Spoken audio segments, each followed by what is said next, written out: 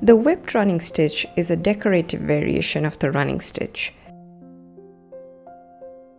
You would start from one end of the row. If you are right-handed, you probably will work from the right side to the left.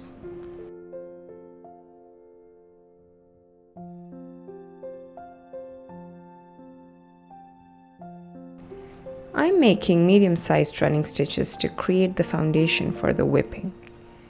I try to keep the stitches as consistent as possible.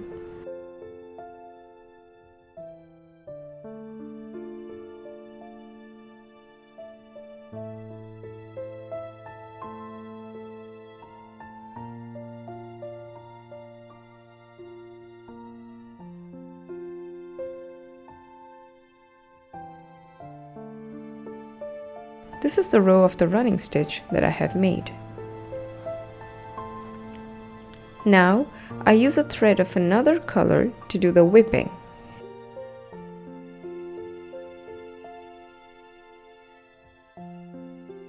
I would come out from one end and pass the needle under the first stitch from the top, and then pass it under the second stitch from the top, the third one from the top, and so on.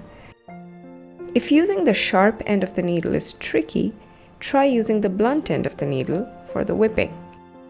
You can also pass the thread from the bottom if that seems more comfortable for you. You see that the whipped thread is covering the gap made by the running stitch. And then you would end the stitch by ending it very close to the foundation stitch. Let me know if you enjoyed this video. Thank you for watching.